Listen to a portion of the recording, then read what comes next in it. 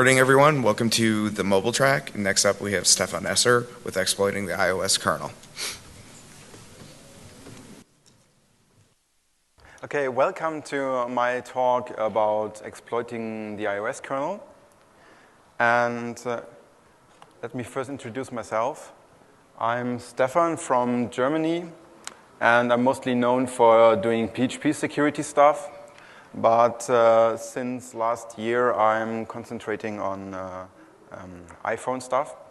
I did the ASLR implementation for jailbroken iPhones in December.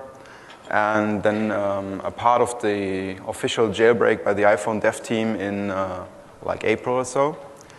And yeah, I partly work for a German web security company called Section 1, but I also work as independent contractor right now. So what I want to talk today about is a short introduction about iOS kernel exploitation, highlight some similarities and some differences to the macOS kernel. And then I will give a short introduction how to activate the kernel debugger in iOS. And then I'll walk you through the exploitation of a stack buffer overflow and the exploitation of a heap buffer overflow in the iOS kernel. I will not disclose any 0 days, so this will be bugs already public. And in the end, I will tell you something about the kernel patches used by jailbreakers to disable all these security features. So this is basically the things you are going after once you have achieved code execution in the kernel and you want to disable all the security. So let's start. When you look at the iOS kernel, you will realize that it's very similar to the macOS kernel, at least a large part of it, because the iOS kernel is based on the same XGNU source tree as macOS. At some point in time, they were like branched and sometimes branched back together, and so they're very similar.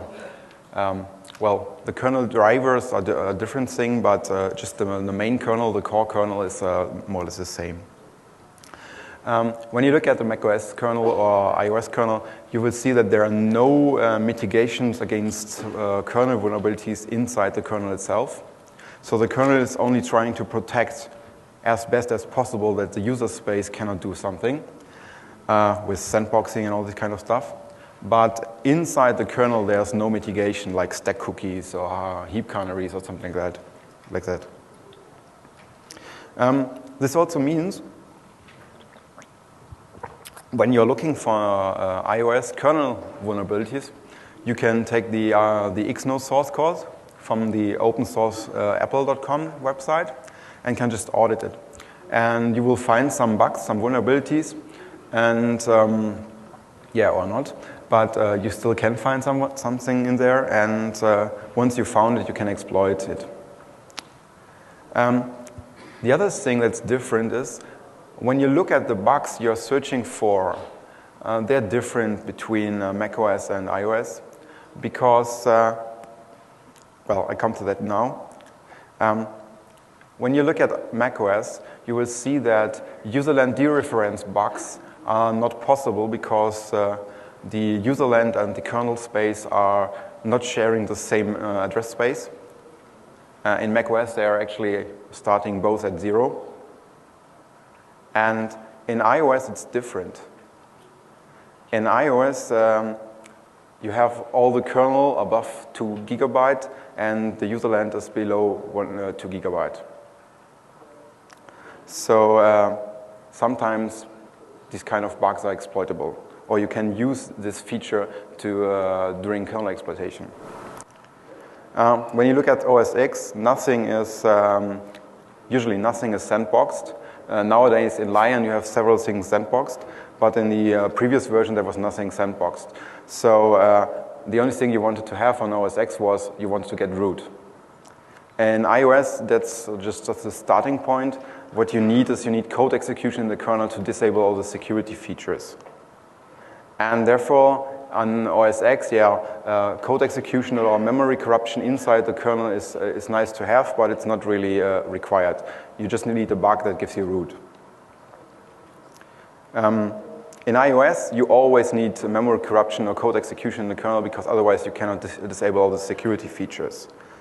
And the last thing that's different is when you have a bug in a macOS, a kernel bug that is only exploitable as root user, you usually don't care because there's no code signing and things like that. So if you're already root, you don't care. And if you're already root, you're most probably also not in a sandbox and those kind of things. So you don't care about this in macOS. But in iOS, these things are very valuable because you require them to stay on the device when it reboots. You need to be able to exploit the kernel from the boot chain, and at that time you are root, so you can use bugs that are only exploitable as root. So the jailbreaking scene therefore distinguishes between normal kernel exploits and untethering kernel exploits. And with a normal kernel exploit, you try to get from the mobile user to the root user and break out of the sandbox, execute code in the kernel, and And the problem here is it must be done 100% in return-oriented programming. Because there's no such thing that you can just like upload code and call mprotect and make it executable. Well, in the newest iOS versions, there's like this dynamic code signing in Safari and so on. You might abuse that for that, but in the older version, it's not required. Yeah, untethering exploits, on the other hand, are already running as root, and they only patched the kernel to disable the security features. So you again need to have memory corruption or code execution in the kernel. And in the early days, you could just like use a short ROP payload and use a sysctl command to disable some of the kernel features, the protections, and then you can just upload a binary and execute that. Since iOS 4.3.0, that's not possible anymore. The untethering exploits must be done 100% in ROP. So when you want to get started exploiting, first you need a device. I recommend to get an iPod 4G because it's very similar to an iPhone 4. And you don't have this GSM and CDMA stuff, which will stop you from downgrading or make it harder to downgrade to older versions of the software. In addition to that, you still have a boot ROM exploit in it, so it's very nice to start with that. But of course, you can take your iPhone or something else, or your iPad, as long as you have like it in a way that you can actually work with it. So you should have it jailbroken already, so that it's easier to develop an exploit on it. Or you should have a development phone. Just make it a development phone. But if you just try to use it as a factory phone, you always have the problem that in order to do some analysis, you have no help whatsoever. You have to do everything blind. So, and when it comes to testing, you have two different ways. You can like crash the kernel and then look at the panic log and the panic dump and just analyze the values and do something. Or you can use a kernel debugger. Well, the kernel debugger is something Apple forgot or, well, left in the iOS kernel for no reason. Well, at least I don't know a reason, because there's no thing like users or iOS developers to create kernel drivers, so they don't need a kernel debugger. They're not supposed to do it. And but when you look at the kernel, you will see that it's still in there. You will find like the code, the KDP. You will find that it uses the boot argument for the kernel debug and things like that. So the kernel debugger is still in there. You can see it very easily. Actually, I'm not so sure if they will remove it from iOS 5 or so. How do you debug the kernel otherwise? Well, they can just like create a debug version for themselves and remove it for the factory phone. Of course you can do that. Yes, you can do that, but what if they get a unit back from the field that's been panicking all the time? How do you introspect the kernel then? Okay, Yeah, when you want to do it like this, yeah, it's easier for them to do it. Well, they can still like try to do some, well, okay, at this time it's jailbroken, so it doesn't help you to have code signing on the kernel protocol. Okay, yeah, I would remove it, but I'm not having to support like millions of users. So, yeah. So anyway, they left it inside, they left the KDP inside. KDP is also the same thing as an OS X. The problem is KDP is designed to only speak Ethernet or serial. And when you have like an iPhone, you don't see like an Ethernet plugin or a serial plugin. And so you have the big question how to communicate with it. Actually, I don't know if this USB MUX-D protocol is able to speak UDP. I never tried that, so because I found another way. So the idea is actually very simple. When you look at an iPhone dock connector and see the pin out, you will see that there are two pins that are very interesting called serial RX and TX. And this is basically a serial, you can speak serial with the iPhone. And but the problem is there's no cable I know of that you can buy that will give you serial directly. There is one now. Yeah, okay. Red Fire,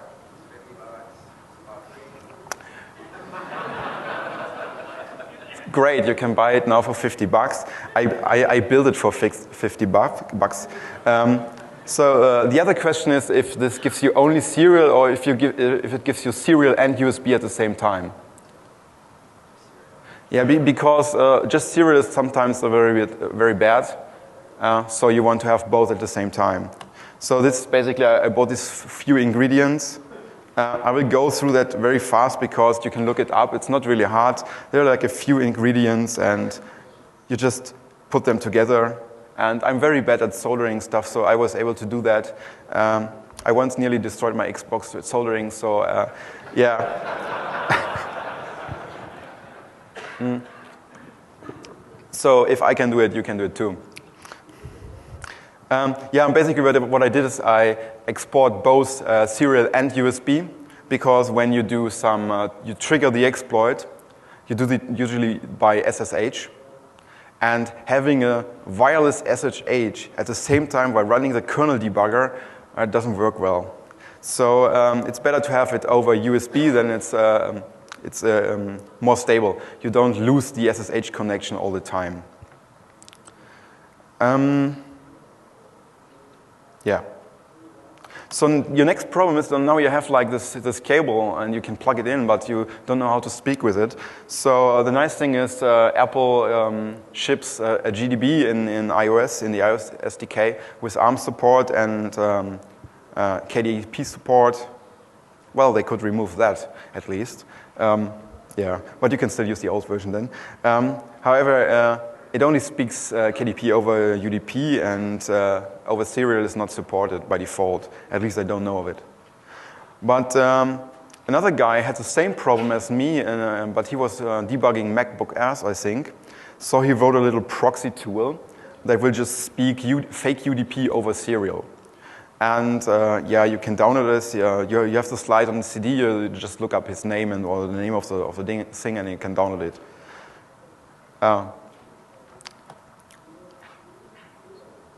Yeah, and once you have that, you need to activate it. And like I said, you have to have a jailbroken iPhone for that, or an old device, so that you can give boot arguments. So with all the devices before iPad 2 key, you can just take Red Snow, the latest version of Red Snow, and it has a command line option to give arbitrary boot arguments meanwhile. So you can just put in debug equals 1 or something like that, and then you get, in this case, you get the debugger halting the kernel at boot time. Yeah, and once you have done that, you can just use GDB and connect to it with using the KDP functionality. Yeah, in this case, you attach to localhost because the proxy runs on localhost. Okay, so now you know how to use the kernel debugger. We will not think about it for the rest of the talk. So let's look into real exploitation. I want to start with a stack buffer overflow. And actually, I will start with the stack buffer overflow used for the untether of iOS 4.2.1 until 4.2.8, I think. Maybe I'm off one version. But the thing here is, this is one of the exploits that requires root permissions.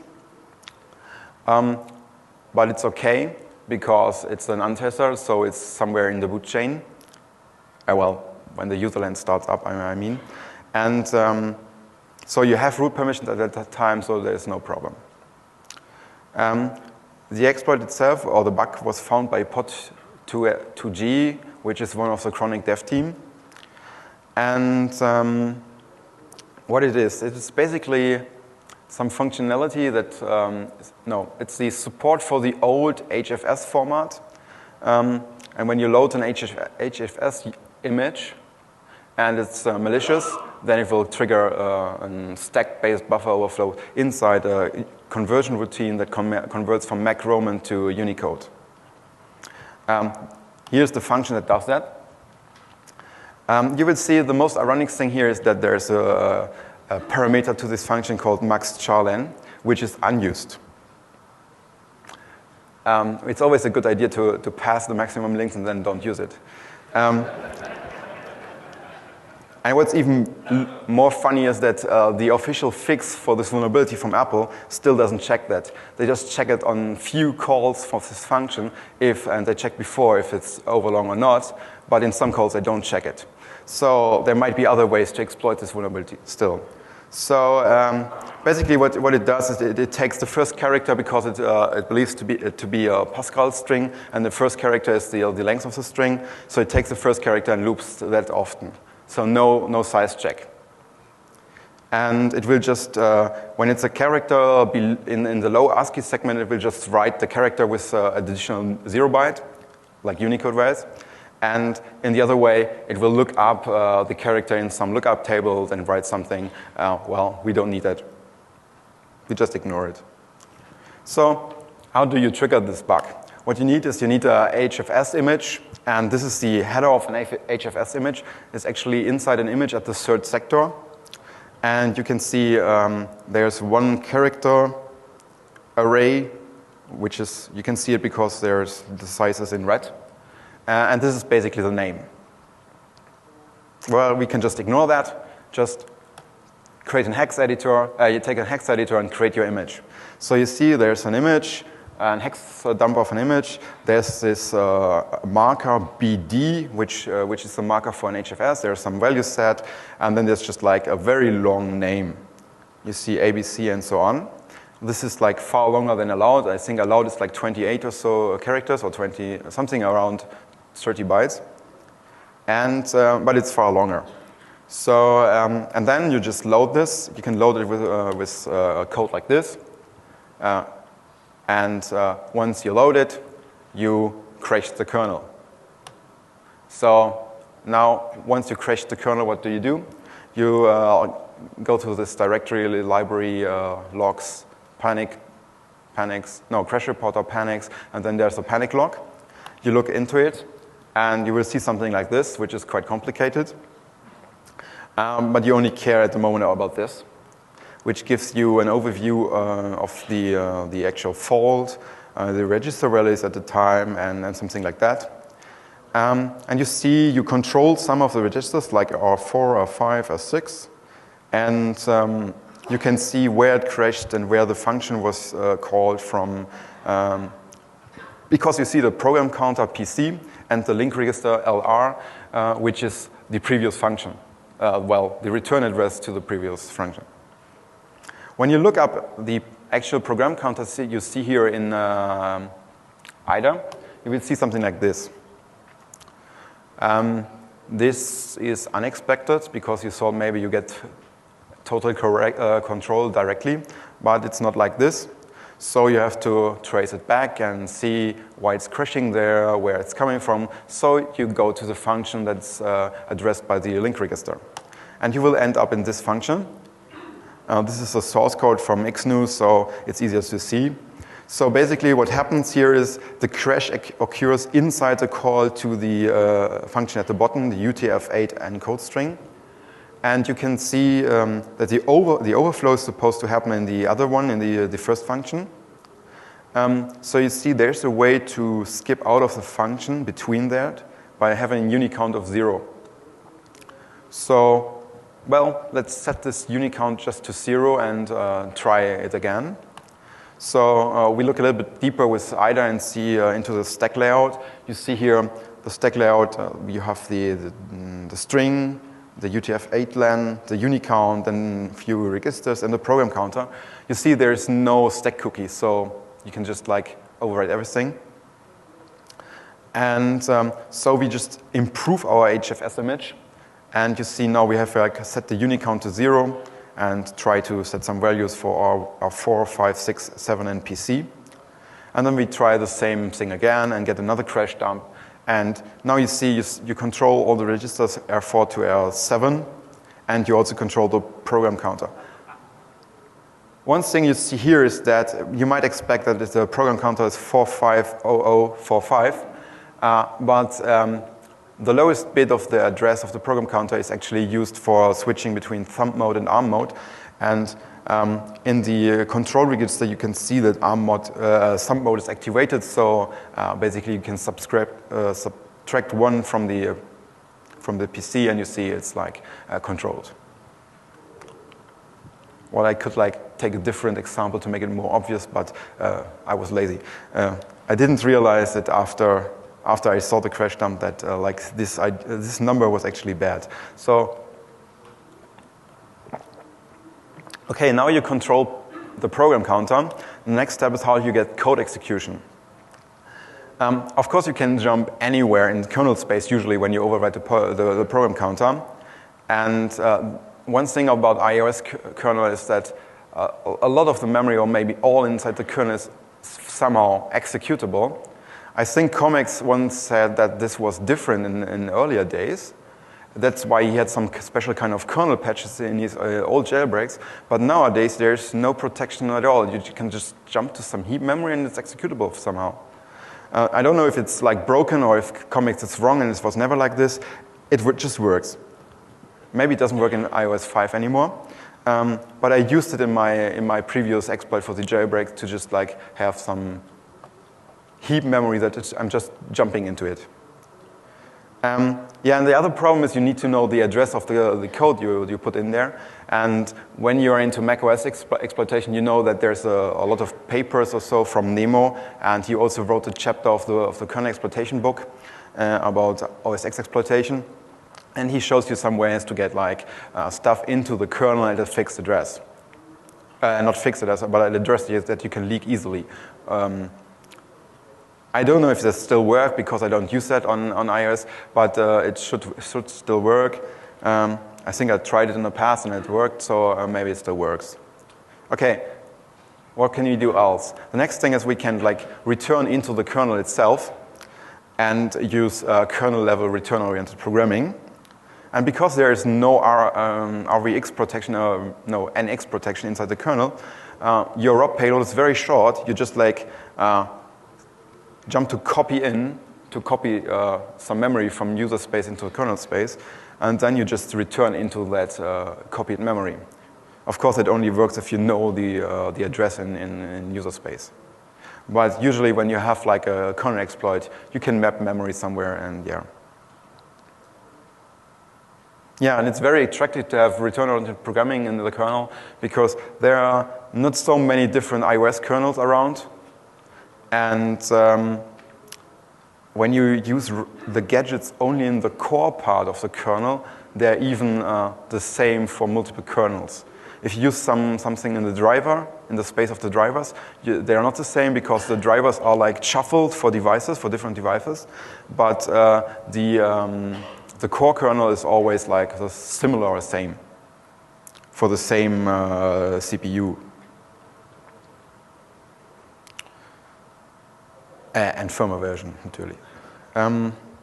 Yeah, you can return to it and then you have the execution. The problem here is in our demo bug, we cannot do that because it's a Unicode overflow, or Unicode conversion overflow, and the conversion routine doesn't allow us to write addresses in the kernel space, in the kernel code space. So we cannot just return there. So we need something else.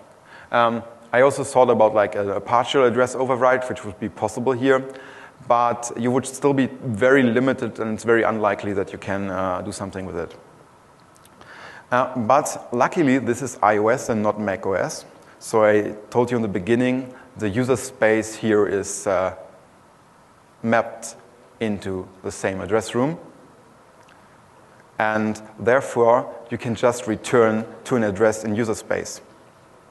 For example, you have like a binary that maps executable code at this 10000 or 10001 address, and then you just return there, and it executes your code. The only problem here is it must be marked as executable, the memory. And one other thing is, when you look at the exploits of comics, he always does an mlog of this address. The other jailbreakers don't do that. I guess Comex does that because he wants to protect against some mapping out of the memory. I always also do that because Comex does it, and usually what he does is quite useful. So,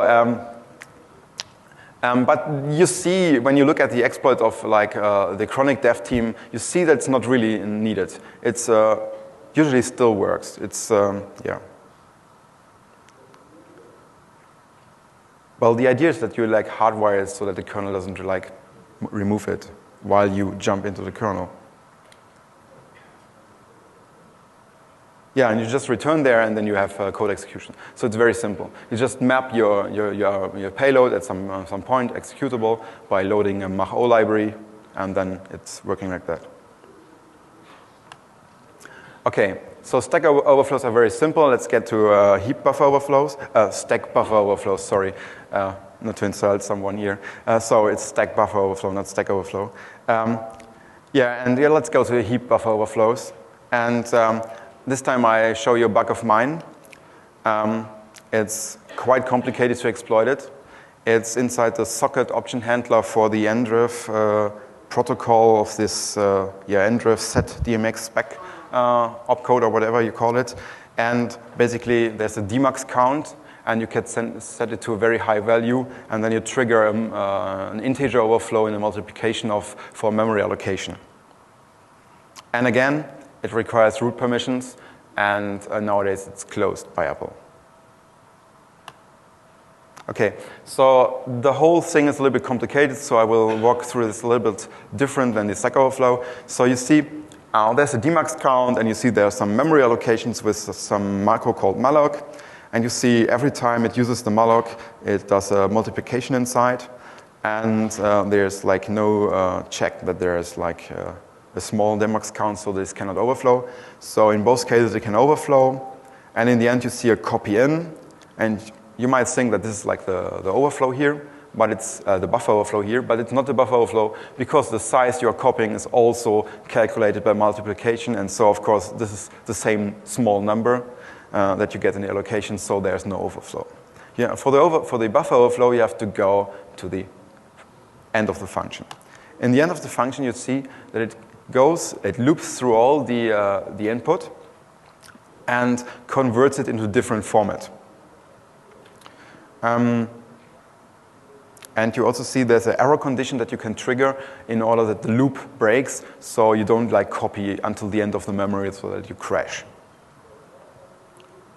So two things you want to know is what can you write and can you break out of it. So you look into this function. And you will see that it's quite easy to skip out of this function because there are two conditions that will exit the function immediately. So it's very easy. If you don't want it to crash, just put this kind of values there, and it will not crash because it will stop the loop.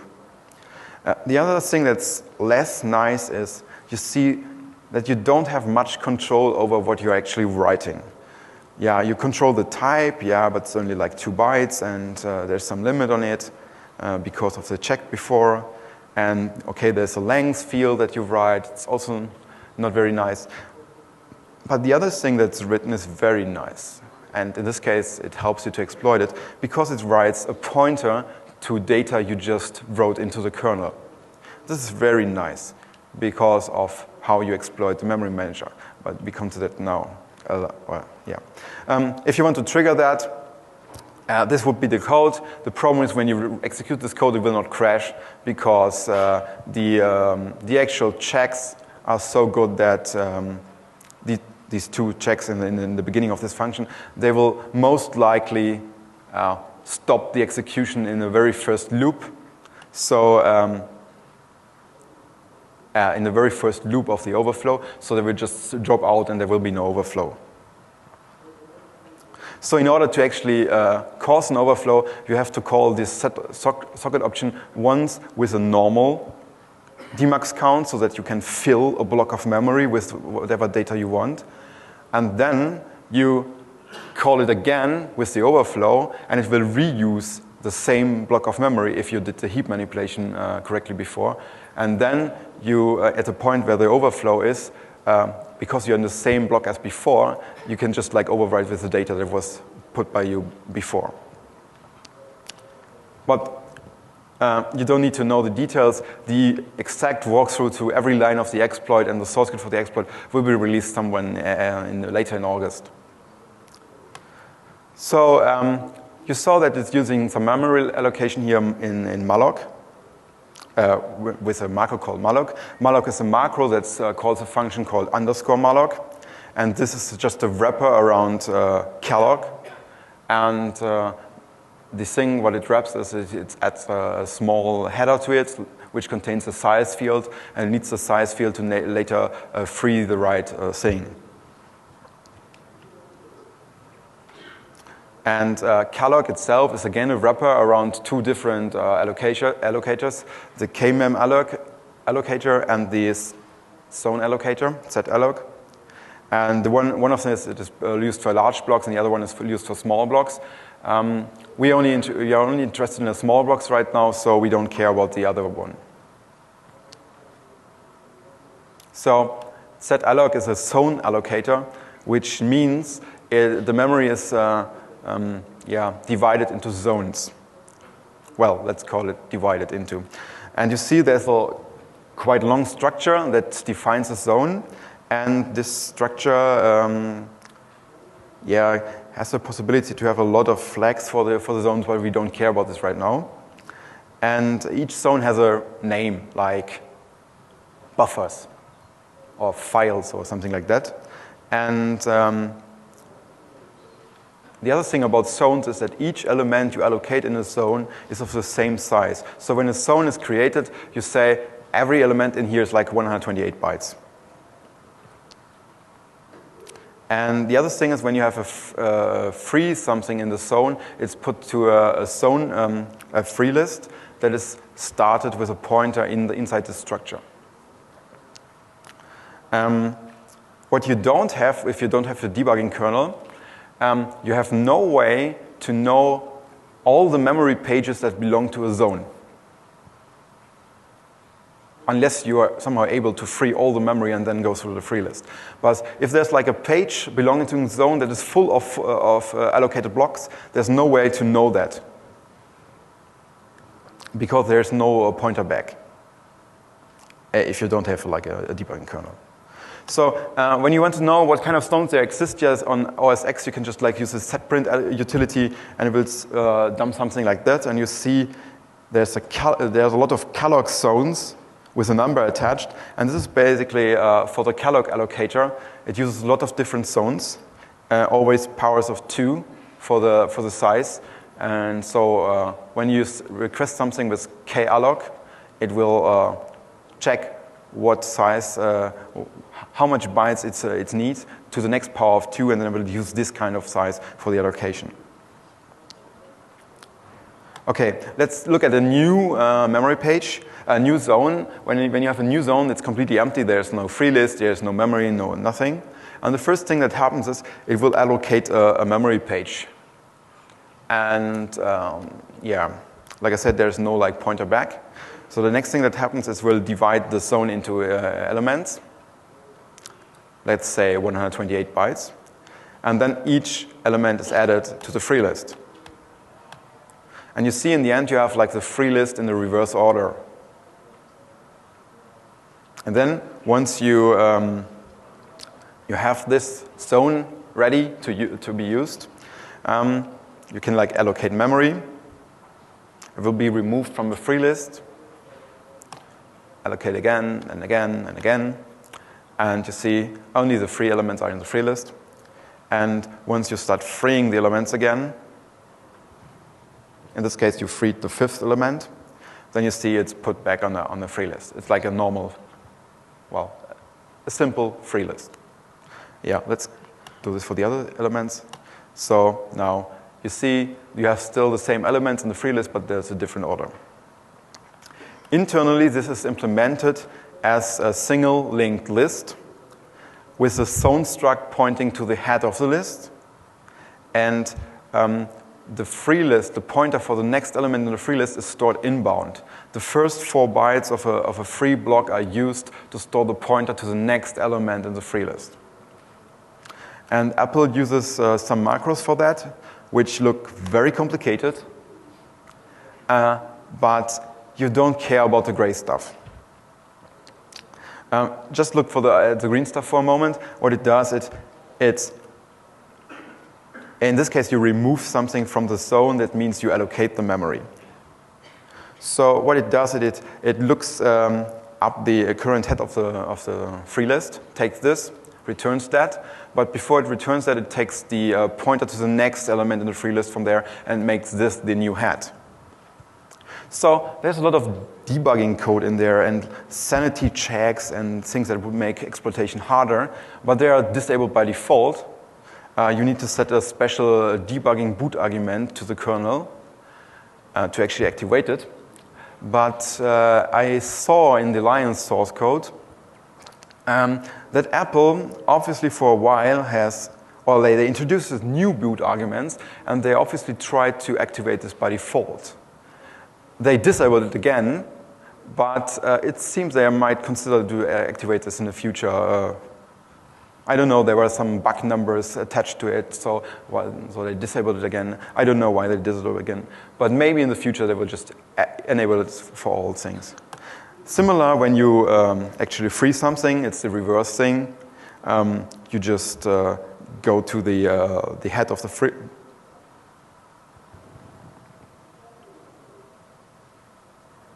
No.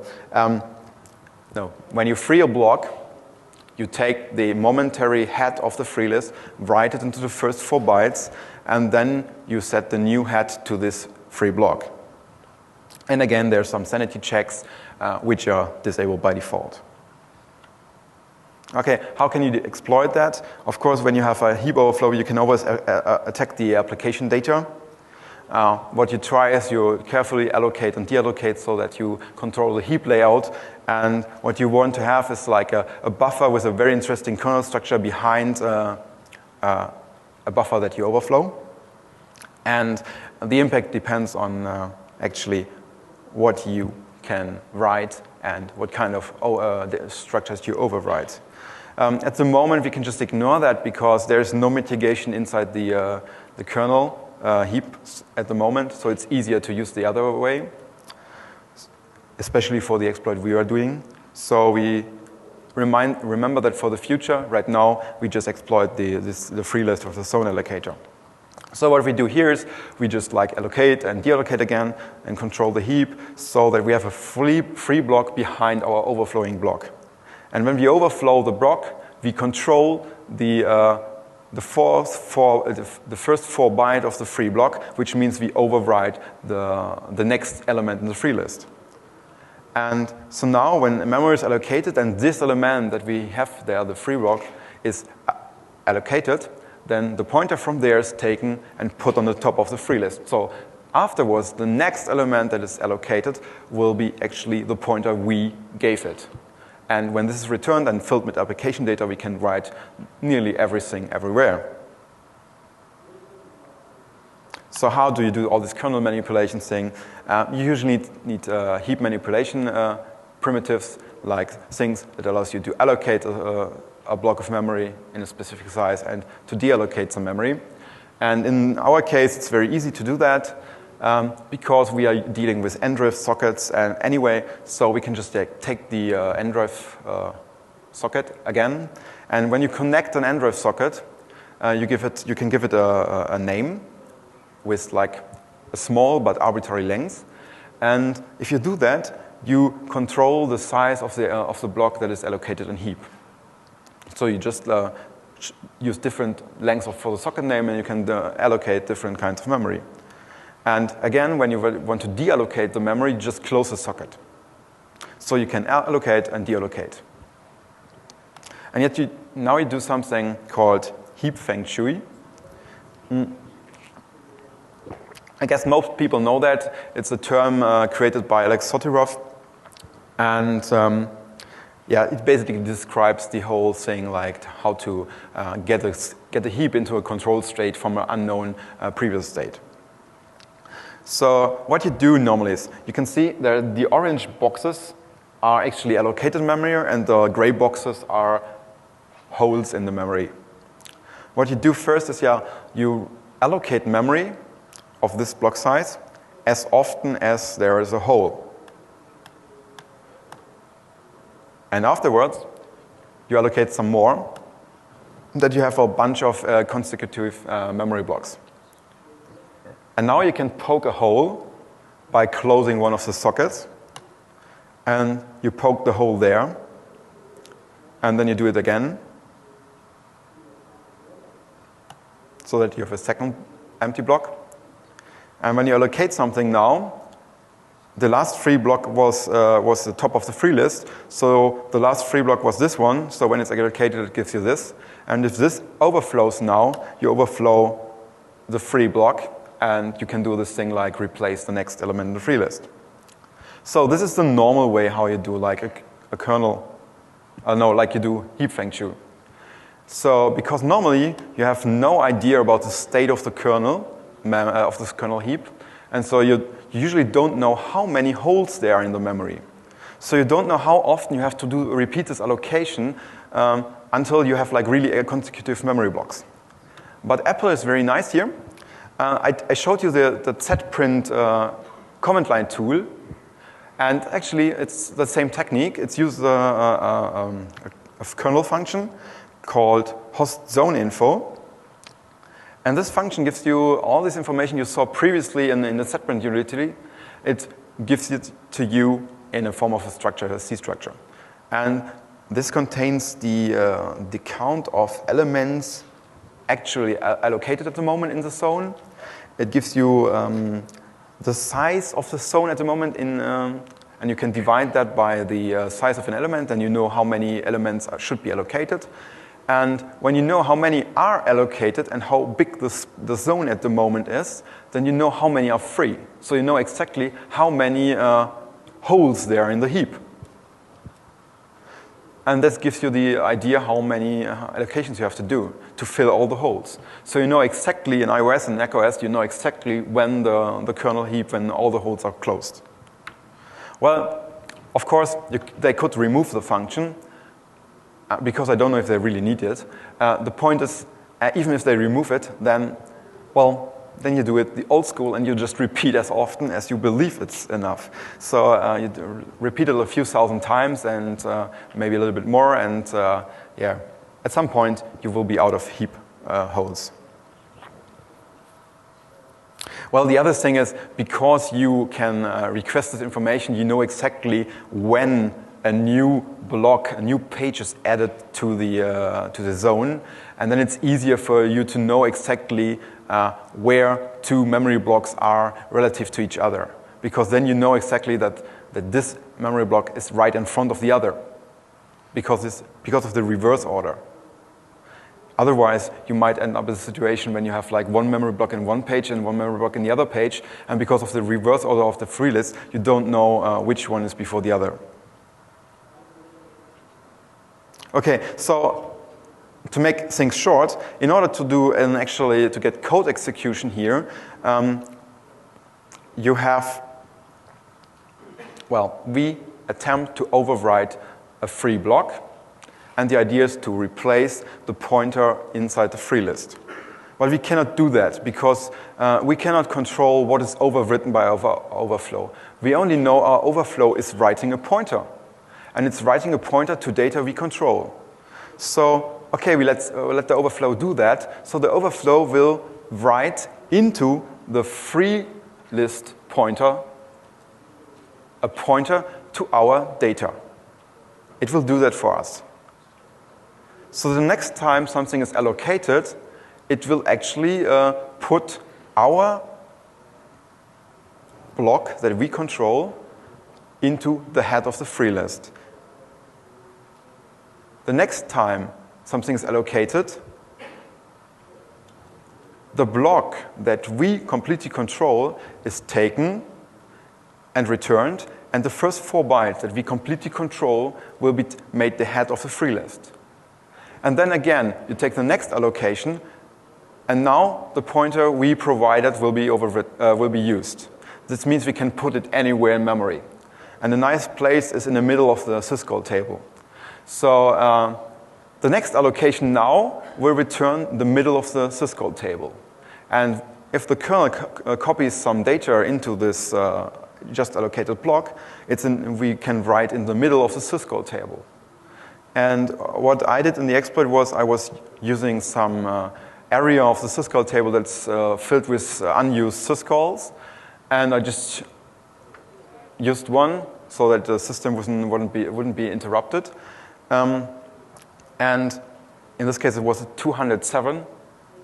The stuff around 207 is a bunch of unused syscall, so this was the easiest way to do it. So I just write in the middle of that, overwrite the syscall handler for 207, and then I just have a user space code that calls syscall 207, and voila, I'm in the kernel. And of course, I can do all these kind of things again to like return to userland code, or what I did was I was returning into the syscall arguments. So I made it a syscall with a lot of arguments, and then I returned into a kernel address that would, BLX jump into the register 1, I think was it, into register 1, and register 1 was a pointer to the kernel arguments, so I jumped into my own kernel arguments, and like I said, it's somewhere on the heap, on the kernel heap, and it's just executable. So yeah, that's what I did. In the latest exploit of comics in jailbreakme.com, he did a far more complicated kernel rob payload, but it's not always needed. Okay, let's get to the last part of the talk, the jailbreakers kernel patches. First thing is, what do the jailbreaks actually patch? It depends on the jailbreak, on who wrote it, and what bug they exploit, because especially when you have a heap overflow, you sometimes have to repair some stuff. I was a little bit lazy. I just removed the free of the destructed heap. So I just removed the free comment, and so the corrupted memory was just not freed. It was kept alive, and well, it didn't cause any problems I know of.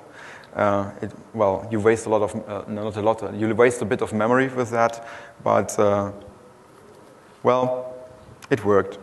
And if you want to do it cleanly, you have to go through the free list and figure out what page belonged to which of the zones, and then put each element back in the right free list and things like that. So it's a little bit tricky. Okay, but the other patches inside the jailbreaks are just disabling security features. And they're also different because the different groups patch different places. And nowadays, most of them rely on patches developed by comics because they seem to be the most stable. Okay, sometimes he has a patch that doesn't work at all, but yeah, well, you just tell him and he will find a better one. And it's always easier to ship out the complicated work to other people. No, don't invent the wheel twice. So he does it all the time, so you just take it, and he has you can see it on GitHub. You can download it and see what he's actually doing and how he finds those places to patch. And I will just go through all the patches he's doing just to give you an idea what he's actually doing.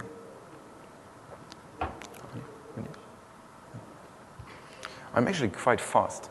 Okay, so the first thing it tries to disable is the code signing. And therefore it, process restrictions and code signing. And the first thing it does, it disables a sysctl variable called proc_enforce. This is the same variable that's previously used. Previously, ROP payloads were just like disabling it as root user, but with 4.3.0, Apple decided that it would be better to have this as read-only variable. So with 4.3.0, it's not possible to set this as root anymore. So you have to patch it from the kernel. And this actually allows you to execute wrongly signed binaries. The other thing it disables is, or enables better, it enables the CS enforcement disable flag, which is the boot argument to the kernel, and this disables the enforcement of code signing. This allows you to get around the code signing stuff. The next thing that's done is there's a function inside the kernel that is called pe_icanHasDebugger. And in earlier jailbreaks, COMEX was just replacing that with a return 1. This turned out to be bad, because that's the reason why COMEX is not the one who did the kernel debugger first. Because when you just return 1, the kernel debugger will not work. Well, no, that's not true. It will work, but the halt on boot feature will not work of the kernel debugger. It will then crash. So nowadays, COMEX just looks up the, you see in the second line of the function, it's requesting a variable from memory. And nowadays, COMEX such patches this variable to 1. So then this function will return 1 and everything is okay. And according to COMEX, what it does is it will allow that the Apple mobile file integrity driver will allow non-signed binaries. Previous was for wrongly signed binaries. This is for not signed binaries. It also disables various other checks. And like I said, you need it for the kernel debugger to run perfectly. Yeah, so that's what you need to know about this. And it's just setting 1 byte in memory to 1, so it's a very simple patch. Then, especially in the older kernels, there was no way to have read-write executable memory. It was simply forbidden by the kernel to have something like that. In the newer kernel, you have this dynamic code signing, so there are exceptions, as far as I know. Yeah. You're commenting all the time. Yeah, so basically, the patch from COMEX replaces the check with a knob. And so now memory can be read-write executable. Otherwise, if that's not patched, then the kernel will see, oh, there's a prod execute, and it will just clear it. This just allows you to have the memory at all, the read-write executable memory. There's a second patch required to allow mprotect to have read-write executable memory.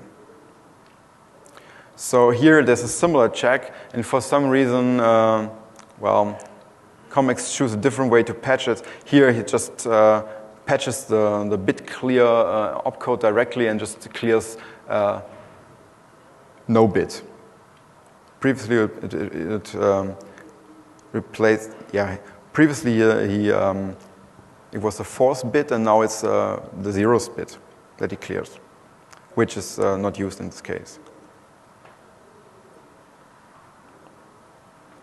Yeah, I think that was it, or yeah. Well, anyway, he writes a 0 there, and so that this opcode will not do anything that's affecting the code, the RWX memory. The next thing it's patched, and if you see the slides from the CD, you will miss this slide because I had like a few slides missing when I submitted it to BlackHat.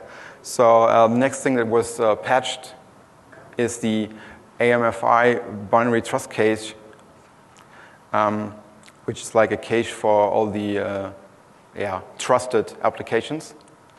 And Comics just replaced it with a return 1 so that it's not used.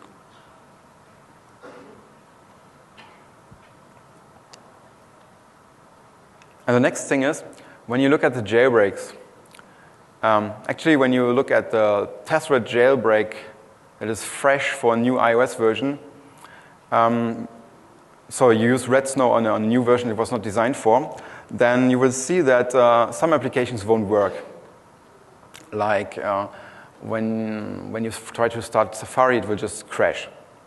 This is because it doesn't patch the sandbox in the plain Red Snow version for something that it doesn't know. And the reason here is when you jailbreak, it moves all the stuff around. All the applications are moved around. And of course, the sandboxes are not working anymore because now when it tries to access something, it's not an original sandbox policy and it will be like killed in this case. Oh, actually, I should show the slide. So what Comics does is he goes to the function called SB evaluate, sandbox evaluate, and puts a hook in there. And the hook basically redirects it to some code that you can also look at GitHub. And this hook will replace the logic of the SB evaluate function to check for specific paths. So if the access is outside of private var mobile, it will be allowed. If the access is inside private var mobile library preferences apple something, it's going through the original evaluation. It's like passing to the origin handler. When it's in another subdirectory of this private mobile library preferences, then its access is granted. And everything else goes through the original check. So you see that the sandbox is not completely disabled here. They just made some exceptions so that it would still work. Yeah, and that is like the presentation. There will be a bunch of downloads that I will upload to my site once I'm back in Germany and repaired the server, which is broken at the moment. Yeah, it's stupid when like server dies when you're not in the country. So I will finally release the IDA scripts that I used in the presentation from Singapore. I will release a jailbreak configuration tool that allows you to configure the jailbreak to disable only a few of the protections. This was requested by Charlie Miller because it makes exploiting on a jailbroken device more realistic. I will upload the latest slides because these slides are a little bit different from the one that I submitted to BlackHat. I will also update the white paper. And some other things I will upload, like a description of the exploit, the source code of the untether, and things like that. And yeah, you can get it at antidote.com. And yeah, the server is broken at the moment. If you want the slides before, just drop me an email. I can send it to you. And yeah, any questions? Oh, before I forget, please fill out the feedback forms. Otherwise, any question? How long did it take you to go from crash attack? What? How long did it take for you to go from your original crash to your next? For the second bug. Well, the problem is it took a very long time because of one simple thing. At the time when I found the bug and did the exploit, it took a while to do the original exploit, but then suddenly 4.3.0 came out, and I could throw the exploit into the trash can because suddenly the whole exploit had to be completely ROP. So it took a while to build a ROP framework and then port all this kind of things. So yeah, like maybe a week or so just in my free time and something like that, yeah. More questions?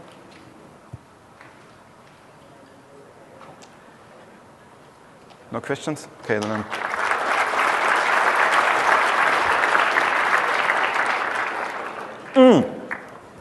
Sorry, there's one last thing. I told you I will release the jailbreak configurator, and this will look something like this. So a simple application that allows you to switch off and on these things, which is like 10 minutes of, well, the GUI is 10 minutes of code in Xcode, so it's not very hard. Just communicating with the jailbreak is hard, and I'm also trying to speak with Comex to like make this usable with jailbreakme.com. Yeah, that was it.